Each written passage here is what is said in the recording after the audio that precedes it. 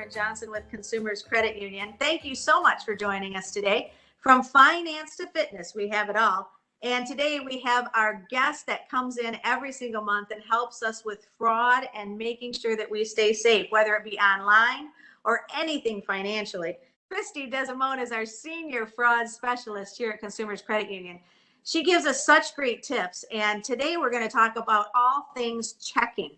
And you might think to yourself, checking accounts, what does that have to do with fraud? Well, Christy is going to tell us all about it. Hi, Christy. Thanks. Hi, yes. So we are here to give a lot of information about the life of a checking account when you write a check.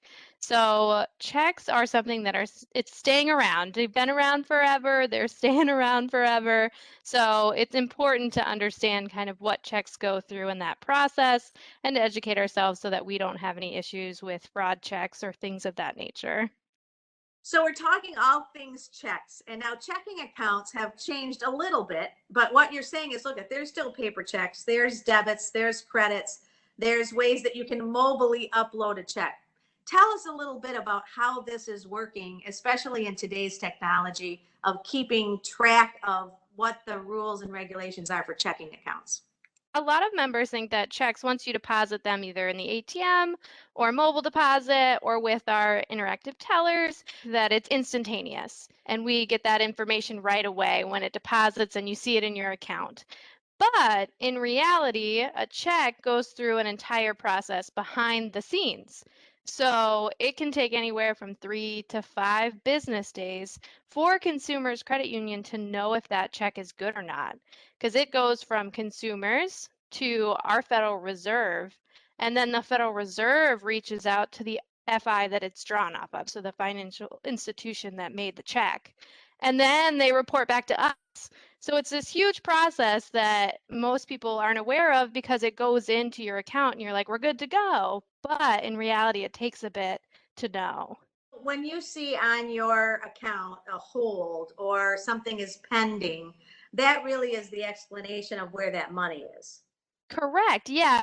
So we at Consumers allot a certain amount available right away, and then the rest of it will go on hold so that we can make sure that check clears through the process that it has to go through. So sometimes when something's available and then the member says, but it was there and it was ready for me to use, and you're like, hey, it's actually this huge behind the scenes process. So we now know that check is not good.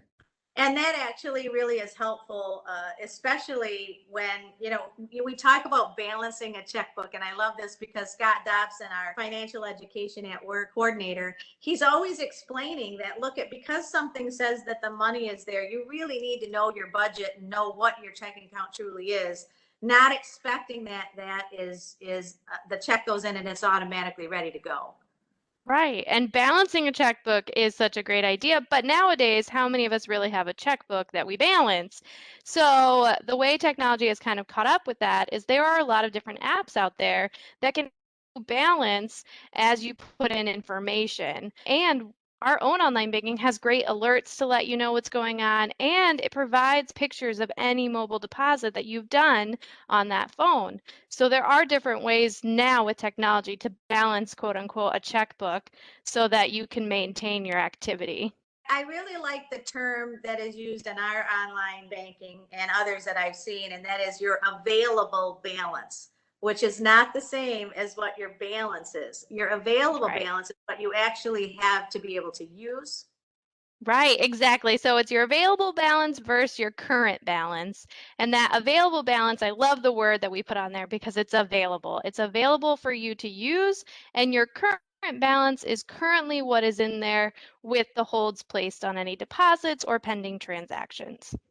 Now, have you seen any uptick at all, especially, the economy is changing a little bit on us, Christy.